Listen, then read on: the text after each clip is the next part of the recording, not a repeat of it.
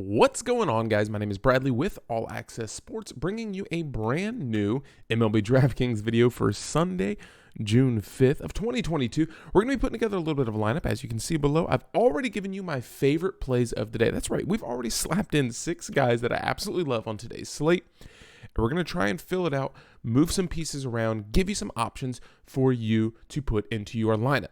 If you can, go ahead and give a like on this video if you like it at any moment in time, or drop a comment and let me know who you must start today. I typically play double ups and 50-50s, and then I sprinkle a little bit into some of these larger tournaments. This one is going to be one of those 50-50 lineups that I play because I would rather just keep doubling my money every single week until we get to the NFL season where we really start to make our bank. So let's get down below and show you how our process starts. Now, if you've been here before, you know I'm a huge fan of the free Roto-Grinders tools, one of them of which is the weather. There's no real weather concerns with the exception of Houston and Kansas City for the early or main slate, those 1:30 games today. If you look at some of the wind, that game's actually not on the slate. Baltimore keeping the ball in the park a little bit. Arizona, Pittsburgh keeping the ball in the park. We're really going to focus in on this Arizona pitcher. A lot of dome games, another one keeping the ball in the park. And lastly, one that's going to be blowing out a little bit. I don't know how much 5 miles per hour is going to help lift it out, but it's worth noting. Now we want to look at some of those pitcher versus hitter matchups that we can take advantage of. So you can't see the home run because it's behind my fat head. But this column right here is actually the home runs column. So Ian Happ, not on our slate, but he has 4 career home runs in 20 at-bats against Adam Wainwright. Miguel Sano in 14 career at-bats has 3 home runs. Mike Trout against Kyle Gibson, 23 at-bats technically. 29 plate appearances, if you will, but 2 home runs. All right, now we're looking at our lineup again. We start things off with Zach Gallen, the pitcher from Arizona, going up against an abysmal Pittsburgh Pirates offense, and Luis Castillo from Cincinnati going up against Washington. Now, a lot of people probably aren't going to be on Luis Castillo. I think there's going to be a lot of people on Lauer, and there's going to be a lot of people that get FRAMBER VALDEZ. 2 things I don't like about this. The amount of strikeouts that FRAMBER gets. As a Houston Astros fan, 50 strikeouts in 63 innings pitched, so not even at a strikeout per inning. He is definitely a ground ball pitcher. If you are looking for a middle-of-the-road guy, though, Patrick Sandoval is a very, very good option against a Philadelphia Phillies lineup that features a decent amount of left-handed bats. Hasn't given up a home run this year. Sorry for highlighting everything. Hasn't given up a home run in the last 43 innings that he's pitched. 42 strikeouts per 43 innings. So you get about a strikeout an inning. A very good option at $9,200. I would prefer to take him over Lucas Giolito or FRAMBER VALDEZ. Now, I don't have a catcher selected or a catcher because I always pay down for catcher, so you're going to find me scraping the bottom of the barrel. If we need to put someone in right now, we are going to be going with Martin Maldonado, who's probably going to be starting. If he's not the starter, and it is Jason Castro, who's the backup, is technically more expensive than Martin Maldonado. They are facing a right-handed pitcher, so a left-handed hitting Jason Castro could be in. If you don't like Martin Maldonado and you want to lock someone in, a couple of the options that are in the similar price point would be Joey Bart, catcher, going up against Garrett, as well as Victor Caratini against Mike Kevlinger. I don't really love that matchup. I think Kevlinger is a very good pitcher. However, that price point at $3,000 is going to keep it very reasonable. Just for the sake of money, we will go with Joey Bart. And now you might think, Bradley, you only have $3,333 remaining per player. What are you going to do? It's okay. I want you to look at the shortstop position. Look at how many injuries we have that we can take advantage of. Okay? There's going to be some very, very cheap shortstop plays to take advantage of, as well as the outfield. It's Sunday. It's a rest day for a lot of guys. We're going to be fine with our shortstop and our remaining outfield spots. So we're going to go back over to third base. There's a lot of really good plays, but I don't know if there's one that I specifically love. Espinal is a very, very interesting play if he does get the start. You look at some of his recent games. He's been on a heater, okay? He's looking pretty good right now. Wouldn't mind putting that bat in there going up against a left-handed pitcher as a righty bat. Also, Ramon Urias, Baltimore. I think Baltimore is a sneaky good offensive play today. At $3,200, this is going to save me money. He's been decent of recent. He did not get a hit in the last game that he played, but if he is a starter, which he's playing about every other game right now, he should be able to put up a couple points. So because it is cheaper, saves me, moves me up to $3,400. We're going to go with Ramon Urias. All right, now I mentioned there's a ton of injuries at the shortstop position. As you can see, there's a lot of red here. So we'll have to wait until very very close to the actual rosters announced. Move over to the Philadelphia and LA game. Lots of injuries. Fletcher's backup is going to be Velasquez.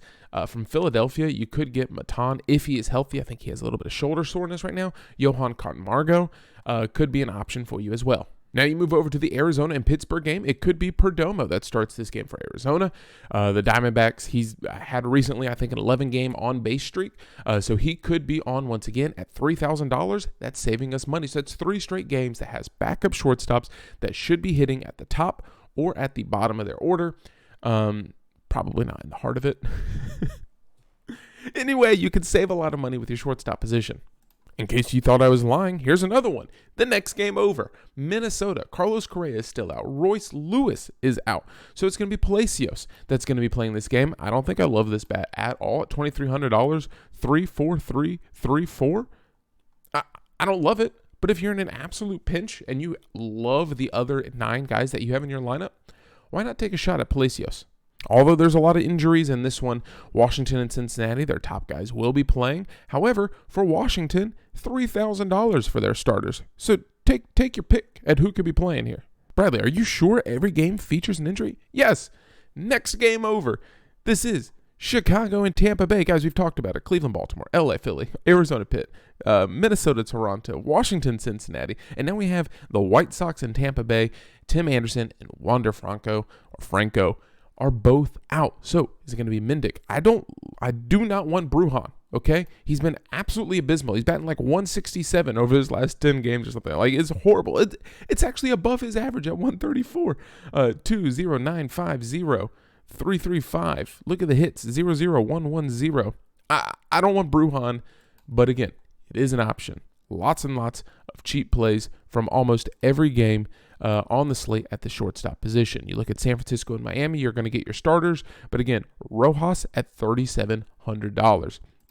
Go over to Houston, Kansas City, the most expensive shortstop combination on the day, $47.45, and then a slew of injuries in the San Diego and Milwaukee game. Urias could be in there, so we'll have to wait to see how that one's going to play out, but it's probably going to be Kim going for San Diego at $3,500. We've talked about a lot of guys. I'm still not sure which one I'm going to be putting into my lineup, but hey, let's do this. All right, so we put in Perdomo at the shortstop position. I think that's where we're going to go for now. Until lineups come out, we'll see a little bit better idea of who we have in there. So obviously before the show started, Vladimir Guerrero was already locked in at $4,500. I think it's a major price mismatch for him, as well as George Springer going up against a left-handed starter. Don't know how long the starter's going to last for Minnesota, but 12, 14, 10, 2, 19, 18, 18. George Springer's been on a heater as well. So this Toronto offense, as long as all these guys are starting, we're going to be going. And then Yordan Alvarez in a little bit of a hitting advantage park right now with the wind blowing out at 5 to 8 miles per hour throughout the day. Yordan Alvarez is in a smash spot. That leaves us $3,800. Let me make sure you can see it. $3,800 remaining for our last outfield position. And here's some of the guys you can lock in on. Some big bats that could have a potential pop. Austin Hayes from Baltimore. I've talked about it. I really like Baltimore's offense today. Zach Plesac, who has given up 8 home runs in his last, I believe, 10 games. Maybe it's 9 games. So 8 home runs. So about a home run a game Plesac's giving up, as well as a decent amount of hits. 5-9, 6-5. 5 against some decent offenses. If you look at Kansas City, Cincinnati, Chicago, and San Diego, Houston's probably the best offense, and they took him out in 4 2/3. You also have Brian Reynolds. Dozier is going to be here going up against Valdez. Andrew McCutchen going up against Mike Clevenger. Stephen Kwan, if you still have faith in him. He's still getting on base. He's still chugging along. Really good on base percentage. Santander going up against Plesac. His price is actually a little bit higher than it has been over the last 2 weeks. If you look this week, it's been 34-33, and then you go back last week, 30-31. AJ Pollock is down here. Kiermaier, Justin Upton up near the top is also on this list. So there's lots of potential to get some big bats. We're going to stick with the Baltimore theme that we kind of have going on with Austin Hayes batting almost 300 on the season. Does have the potential for a home run here and there. So we're probably going to stick with him. 6 home runs, 28 RBIs on the season. Going to be batting near the middle of that lineup, which I'm a big fan of. So here's the lineup that we've put together today. It could change when the rosters get locked. Zach Gallen, Luis Castillo, Joey Bartek, catcher, which is a potential to move, Vladimir Guerrero Jr., Ketel Marte, who we assume is going to be starting at second base, Ramon Urias for Baltimore, Perdomo, the presumed shortstop for Arizona. That could change. Toronto, George Springer, Alvarez in a hitting advantage park today with the wind blowing out for Houston Astros, and then Austin Hayes at $3,800 is our place holder. Things could change. We have 3 really good bats in this lineup with the Guerrero, Springer, Alvarez, and then guys that are in an advantageous position. So I really like what we've put together. If you have any questions, follow me on Twitter at AllAccessCLT. That is down in the description below. Or personally, follow me at Brad M. Lee. I'm always answering questions. I'll be sure to follow you back. If you DM me on Instagram, I absolutely promise I will follow you back and answer any and all questions that you have. We're also going to be playing Thrive Fantasy, so I'll be posting that on Twitter today at Brad M. Lee. You can see exactly what we're going to be playing on Thrive Fantasy. That's where you just have to predict the over and under on about 15 different plays. You pick out your favorite 10 from the MLB games today on the slate. I appreciate you hanging out. Drop a comment below. Let me know who you're locking in to your lineup. And let me know what I messed up because, we're not perfect. And I'm perfectly fine with that. Y'all have a good one, man.